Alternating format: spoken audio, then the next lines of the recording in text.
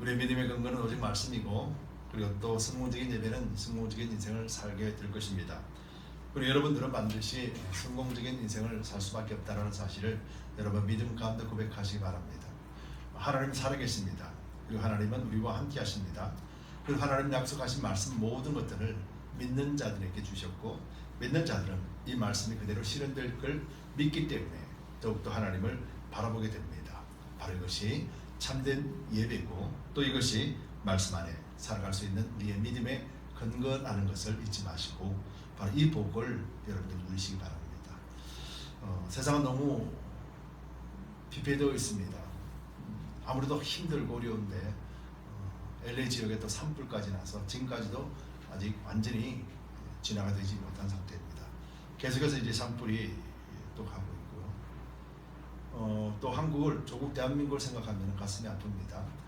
정말 너무도 아픈 일들이 벌어지고 있죠. 또 세상을 보더라도 조금도 쉴 틈이 없는, 숨을 제대로 쉴 수 없을 정도로 급박하게 돌아가고 있습니다. 그리고 이런 모습을 보면서 정말로 편안함을 찾을 수가 없고, 어떤 곳에서도 진정 위로함을 받을 수 있는 곳이 아무도 없다는 것을 보게 됩니다.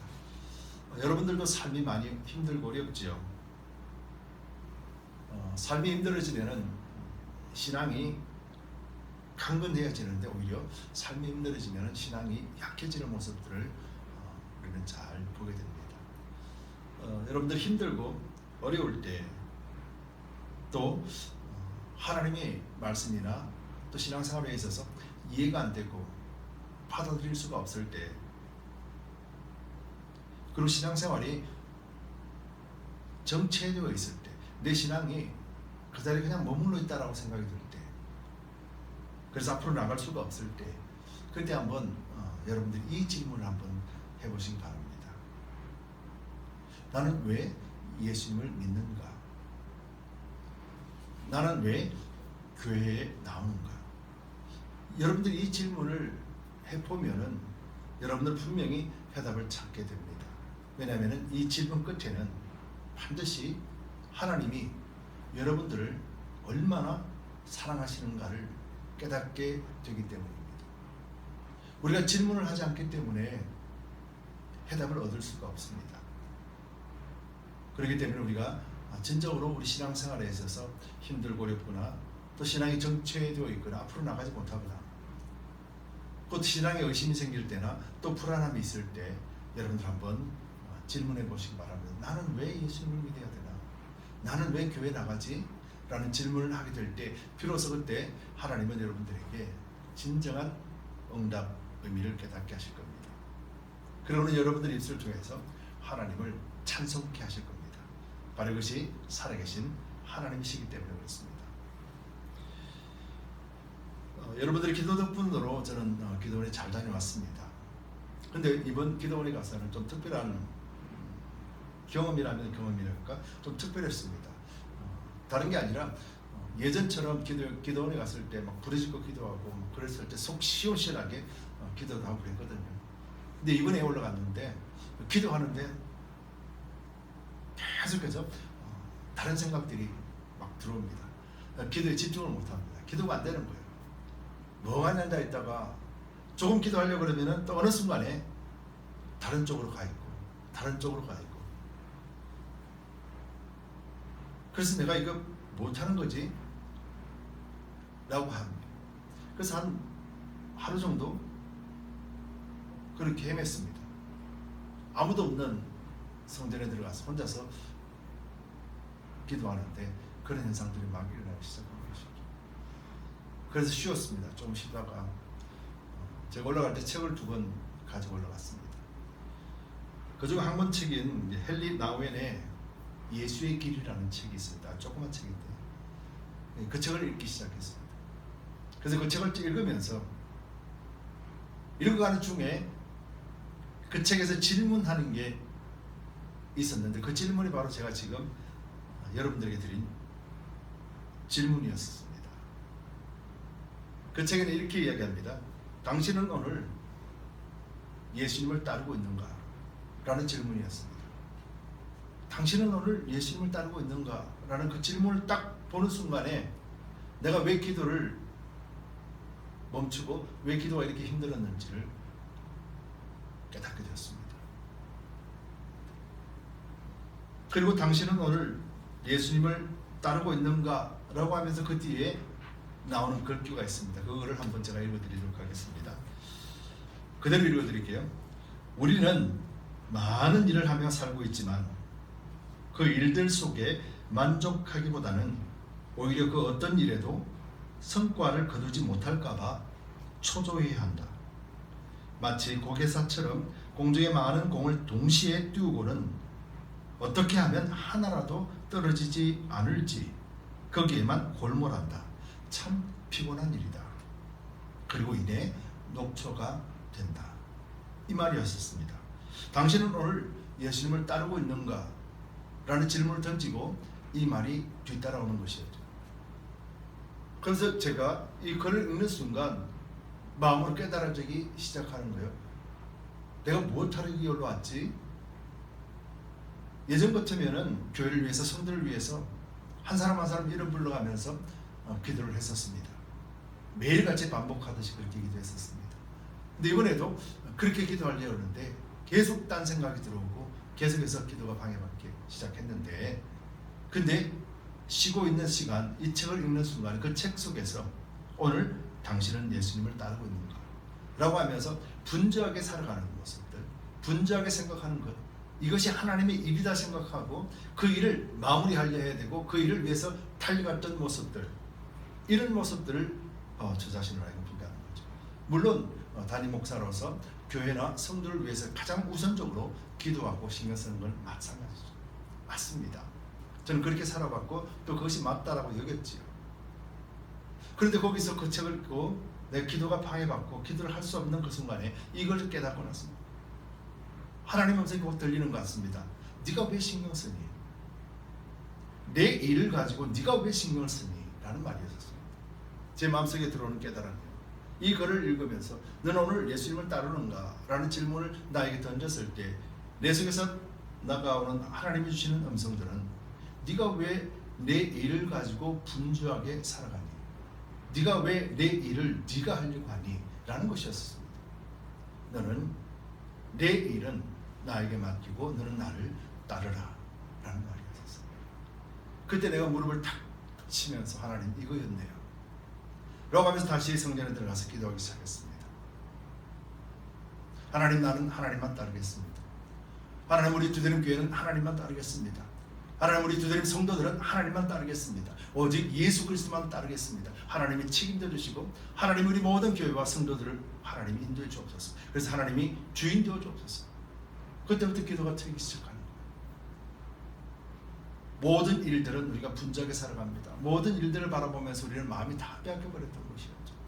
근데 하나님은 하나님을 따르라, 예수님을 따르라 라는 이 말의 의미를 깨닫게 하시면서 이전에 제가 가졌던 초심, 그 초심대로 돌아가게 하셨어요. 여러분, 예수를 믿는다라는 것이 무엇일까요? 예수님은 여러분들 통해서 오늘은 이거 해라, 내일은 저거 해라, 오늘 이거 왜 못했니? 오늘 저건 왜 못했니? 라고 하시는 분인가? 우리 하나님은 절대 그런 분이 아니십니다. 하나님은 우리에게 딱 한 가지 예수 그리스도를 통하여서 주신 계명이 있는데 그 계명은 서로 사랑하라라는 것이었어요. 무슨 일을 하여서 뭔가를 남기고 어떤 일을 잘하여서 많은 열매를 맺어라 이런 것이 아니었어요. 예수님 우리에게 명령하신 것은 하나님을 사랑하고 내 이웃을 내 몸과 같이 사랑하라. 이 말씀 외에는 예수께서 우리에게 주신 것이 없어요. 그렇다면 예수님을 따른다는 것이 무엇일까요? 어떻게 하면 예수님을 따라갈까요? 예수님 보이지도 않고 예수님 내 앞에 있지 않은데 우리가 어떻게 예수님을 따라가요? 예수님이 나를 따라오라 라고 하신 말씀은 다른 것이 아니에요. 예수께서 우리에게 주신 계명, 그 계명이 뭡니까? 하나님을 사랑하고 내 이웃을 내 몸과 같이 사랑하라 하신 그 한 말씀이라는 거예요.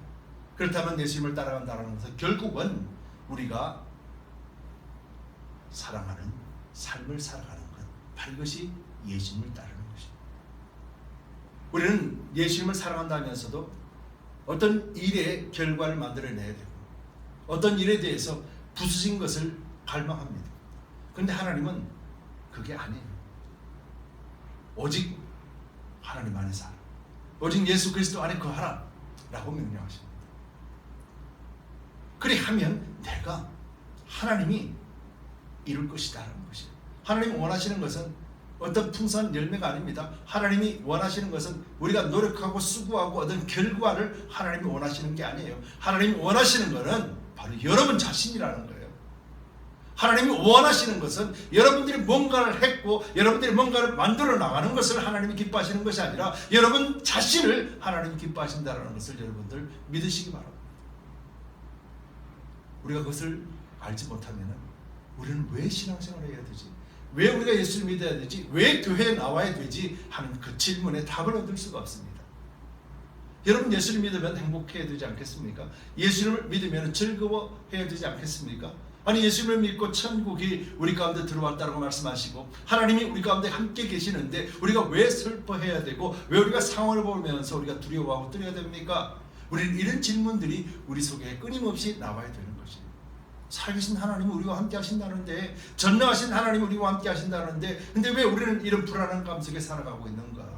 우리는 왜 이런 믿지 못하고 왜 우리는 이렇게 주저하면서 살아가고 있는가? 하나님 믿는 믿음 안에 왜 우리는 이렇게 머뭇거리고 있는가? 하나님 앞으로 한 걸음 더 나가지 못하고 있는가? 우리는 이런 질문들을 해야 되는 것이죠.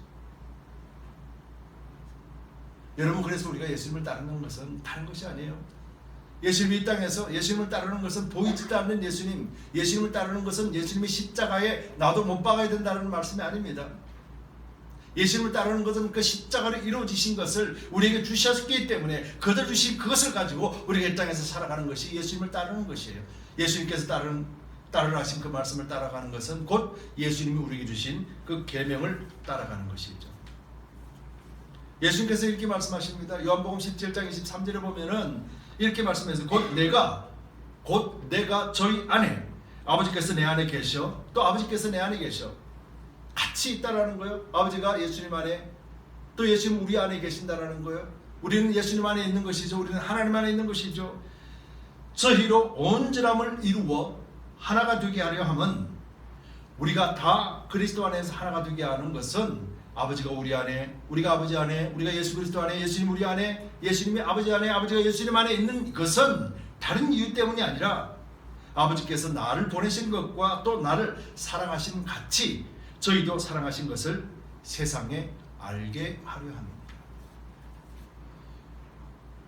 예수님이 우리 가운데 오신 것은 하나님이 예수님 안에 계시고 예수님이 하나님 안에 계시고 그분이 우리 가운데 오신 것은 곧 우리가 예수님 안에 있는 것이고 우리가 하나님 안에 있는 것인데 왜 그렇게 하셨는가?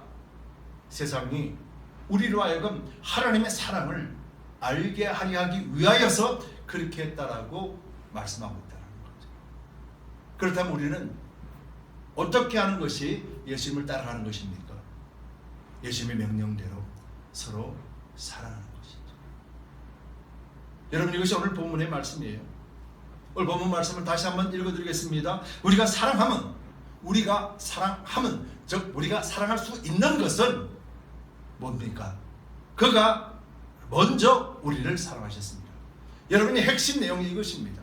우리가 사랑할 수 있는 것은 내가 할 수 있는 능력이 있는 것이 아니라 바로 그가 누굽니까? 예수님께서 아버지 하나님이 계시는 예수님, 아버지 안에 계시는 예수님, 바로 그분이 나를 어떻게 사랑했다고요? 먼저 사랑했다라고 하는 거예요. 먼저. 여러분 이 먼저라는 말이 어떤 말입니까? 바로 예수님께서 십자가를 지시면서 우리의 모든 죄를 도말하시고 깨끗이 정결하다 하셨고 그를 믿는 모든 자에게 구원을 주시고 하나님의 사랑을 마음껏 받아 누릴 수 있는 그런 존재로 삼으셨다라는 말이에요. 그래서 우리가 서로 사랑할 수 있는 것은 하나님이 나를 사랑하심을 깨닫고 경험하는 것이에요. 하나님이 나를 사랑하시고 하나님 나에게 함께 하시고 예수가 십자가를 통하여서 나를 사랑하신 것을 깨닫는 순간 우리는 다른 사람을 사랑할 수밖에 없는 거예요. 왜요? 내가 아니라 내 안에 계시는 예수님이 사랑을 보여주기 때문에. 여러분 이것이 그리스도인의 사랑의 원리인 거예요. 저는 목회를 하면서 이런 말을 참 많이 들었습니다. 여기에는 사랑이 없어. 야, 이 교회는 사랑이 없어. 이 교회는 성령이 없어. 이 교회는 예수님이 없어. 이 교회는 하나님이 없는 것 같아. 여러분 혹시 그런 소리 들어보셨습니까? 저는 목회하기 전부터 그런 이야기들을 종종 들었습니다. 그러면서 사람들 어떻게 해요? 이 교회는 성령이 없어. 성령이 있는 곳으로 따라가. 이 교회는 하나님이 없어. 하나님 어디 계십니까? 하고 찾아다녀. 예수님이 없어. 예수님을 찾아다녀. 말씀이 없어. 말씀을 찾아다녀요. 여러분 얼마나 한심한 줄 아세요? 얼마나 한심하고 어리석고 교만한 줄 아십니까? 예수 믿는 사람은 성령이 없으면 자신이 그곳에서 성령이 없다는 것인가를 보여주는 사람입니다. 우리는 세상에서 성령이 없고 하나님 없이 사는 세상에서 우리는 예수 믿는 것이 무엇이며 예수님이 누구신가, 성령이 누구신가를 보여주는 존재예요. 그리스도인은 누가 나를 사랑하는가가 아니라 그리스도인은 내가 사랑하는 자가 그리스도입니다. 이것이 주님 안에 있는 자예요. 그래서 예수님 믿는 사람은 야, 이곳에는 하나님이 없어, 이곳에는 예수님이 없어, 이곳에는 말씀이 없어, 이런 교만한 소리를 하지 않는 거예요. 왠줄 아십니까? 내가 말씀을 가지고 내가 하나님을 믿고 내가 예수님을 믿는다라면 그 자리에 있는 그 자리에서 그는 예수님을 자랑하게 되는 것이고 예수님을 드러내는 것이고 예수님을 나타내는 것이기 때문에요. 무엇을 통하여서요? 그를 사랑함을 통해서. 이것이 성경에서 말씀하고 있는 거예요. 예수께서 이미 라고 말씀하시고 예수께서 먼저 우리를 사랑하셨다라는 거예요. 한번 곰곰이 생각해 보세요. 두드림 교회는 사랑이 많아요. 두드림 교회는 사랑이 없어요. 이렇게 말한다는 자체가 얼마나 교만하고 얼마나 어리석은 일인가요? 사랑이 없으면 내가 그곳에 가서 사랑이 무엇인가를 보여주고 나눠주라고 우리를 보내신 거예요. 예수님이 없으면 그곳에 예수님이 살아계십니다 보여주라고 우리를 보내신 거예요. 하나님이 모르면은 가서 하나님이 어떤 분이십니다 라고 증거하라고 우리를 보내주는 거예요. 이것이 그리스도인이에요.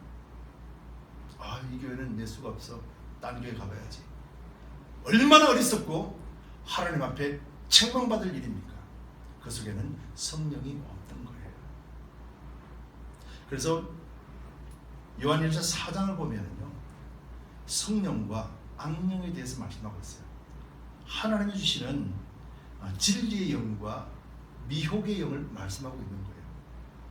그래서 그 속에 하나님이 없으면, 말씀이 없으면, 성령이 없으면, 진리가 없으면, 그리스도인이 아니면은 그는 세상에 속한 자라 분명히 말씀하고 있거든요. 그러고 난 다음에 또 사랑은 하나님께 속한 것이다 라고 말합니다. 하나님께 속해 있기 때문에 모든 사람들이 하나님 안에만 있으면 서로가 사랑할 수 있는 거예요. 이게 영적 원리예요. 이게 말씀의 원리예요. 여기는 사랑이 없어, 여기는 하나님이 없어, 여기는 말씀이 없어, 그리고 교만하고 그러면서 나가버리면 어떻게 될까요? 그건 딴 데 가도 마찬가지인 거예요. 그 속에 예수님이 없는 거예요. 그 속에 성령을 없는 거예요. 그 속에 말씀이 없는 거예요. 여러분, 우리는 영적 분별력을 가지고 있어야 됩니다.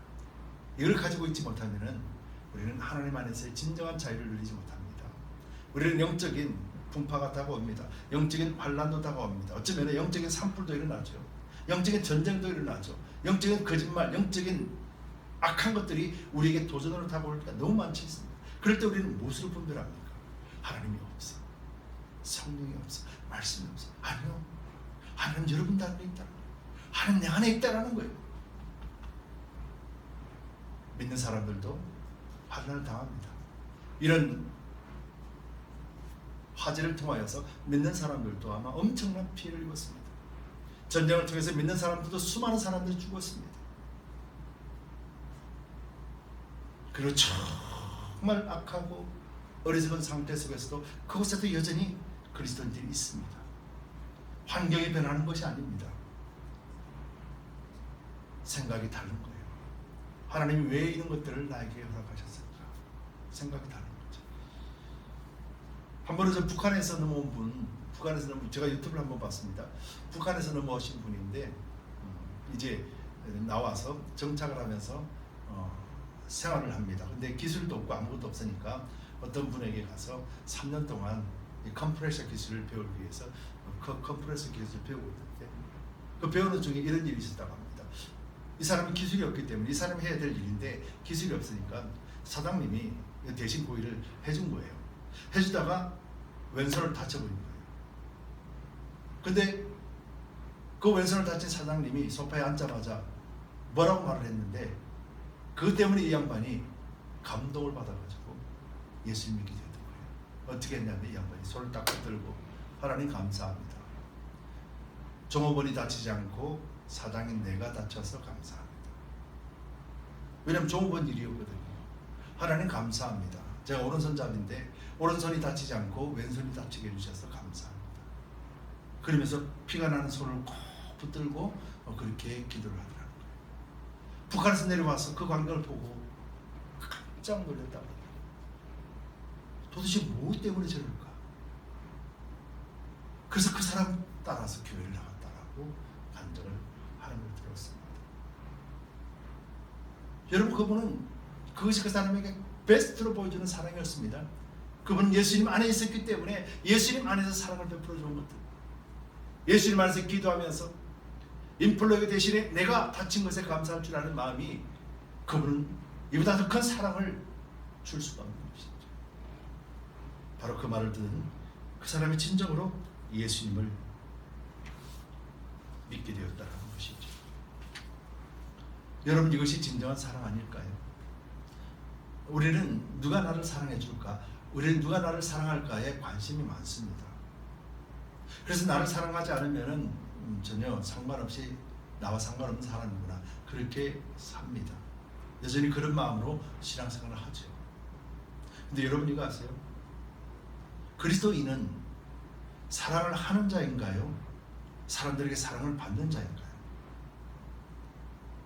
그리스도인은 사랑을 하는 자인가요? 사람으로부터 사랑을 받는 자인가요? 그리스도인은 사랑을 하는 자입니다. 사랑을 주는 자예요. 우리는 하나님으로부터 그 사랑을 받아서 그 사랑을 사람들에게 나눠주는 존재가 바로 그리스도인이에요. 교회예요. 우리가 이것을 잊어버린다면 우리는 사랑을 찾아서 헤매게 될 거예요. 그러면 우리 영적 진리도 지혜도 변질될 겁니다. 그래서 결국은 그리스도인의 삶을 온전하게 살 수 없을 것입니다. 여러분, 사랑은 주는 것입니다. 하나님 우리에게 주신 그 사랑을 가지고 사람들에게 나눠주는 것입니다. 내 것이 아니라 하나님으로부터 받은 것, 그것을 주는 것이에요. 그래서 성경은 사랑은 하나님께 속한 것이니 라고 표현하는 것이죠. 오늘 본문에도 그렇게 말씀하시죠. 20절 21절에 누구든지 하나님을 사랑하노라 하고 그 형제를 미워하면 이는 거짓말하는 자, 보는 바 그 형제를 사랑치 아니하는 자가 보지 못하는 바 하나님을 사랑할 수가 없다. 눈에 보이는 것도 사랑하지 못하는데 눈에 보이지 않는 하나님을 어떻게 사랑하는 것인가? 라는 것입니다. 21절에는 우리가 이 계명을 주께 받았나니 즉 하나님을 사랑하고 내 이웃을 내 몸과 같이 사랑하라 하신 예수님의 계명을 받았습니다. 하나님을 사랑하는 자는 또 한 그 형제를 사랑할지니라. 하나님을 사랑할 줄 아는 자는 형제를 사랑하지 않으면 안 되는 거예요. 하나님을 사랑하는 자는 형제를 미워할 수가 없는 거예요. 하나님을 사랑하는 자는 그 사랑을 통해서 하나님과 함께 있고 하나님에 속한 자는 형제를 미워할 수 없는 거예요. 우리가 형제를 미워하는 것은 곧 예수님이 나를 미워하는 것과 같은 의미예요. 그렇기 때문에 예수님의 사랑 안에 있는 자는 형제를, 이웃을 미워할 수가 없는 거예요. 바보처럼 어리석게 보이는데도 불구하고 우리는 그렇게 할 수가 없는 거예요. 바로 이것이 예수님의 사랑인 거예요. 바로 이것이 우리에게 주신 예수님의 사랑인 거죠. 여러분, 그래서 교회는 사랑을 베푸는 곳입니다. 그래서 우리가 서로가 사랑을 베푸는 곳입니다. 나는 교회 가서 대접받는 게 없어, 나는 교회 가서 사랑받는 게 없어, 이 교회는 사랑이 없어, 이것이 아니에요. 그건 믿음이 연약한 자들이죠. 안 믿는 사람들이죠. 그런 사람들에게는 우리가 사랑을 마음껏 줘야 되죠. 안 믿는 사람이고 모르는 사람한테는 사랑을 많이 줘야죠. 그런데 안다라고 하고 믿음이 있다라고 한다면은 우리는 그 사랑을 받는 것이 아니라 나를 통해서 예수님이 사랑이 흘러가도록 만들어야 돼요. 그래서 예수님께서 이렇게 말씀합니다. 너는 나를 따르라. 여러분, 저와 여러분들이 예수님을 따라갑시다. 우리가 어떤 일에 분주하고 무언가를 만들어내기 위해서 애쓰는 것이 아니라 그 일은 하나님이 하시도록 맡겨드립시다. 교회 일이든 가정의 일이든 그 일은 하나님이 하시도록 맡겨드리고 우리는 우리가 온전하게 주님 안에 거하기를 원합니다. 내가 주님 안에 있기를 원합니다. 주님 나와 함께, 내가 주님과 함께 가기를 원합니다. 여러분들 그런 마음으로 우리 주님을 따라갑시다. 하나님은 실수하지 않으시고 그 하나님 우리에게 약속하신 말씀들을 신실하게 지키시는데 그 신실하게 지키실 때는 언제입니까? 바로 우리가 하나님 안에 있습니다. 우리가 하나님 안에 있겠습니다. 나는 주님만 바라봅니다. 이것이 바로 응답받는 유일한 비결이라는 것을 우리가 잊지 맙시다. 그래서 하나님이 우리를 통해서 어떻게 나아가시는가, 여러분 우리가 그것을 바라보며 살아갑시다. 하나님은 저와 여러분들을 먼저 사랑하셔서 이 자리에 있게 했고 그 사랑을 믿지 않는 사람 세상 가운데 보여줌으로 말미암아 하나님을 증거하게 하셨습니다. 그리고 하나님 끝없이 우리에게 그 사랑으로 채워주시고 우리는 그것을 증거하고 또다시 그리스도 안에 하나님 안에 거하기 위해서 우리는 주님만 바라봐야 될 줄 믿습니다. 여러분, 하나님 우리에게 질문합니다. 너는 나를 오늘 따르고 있는가? 바로 그 질문 속에서 여러분들이 분명한 해답을 통하여서 바로 하나님을 온전하게 따라갈 수 있게 되기를.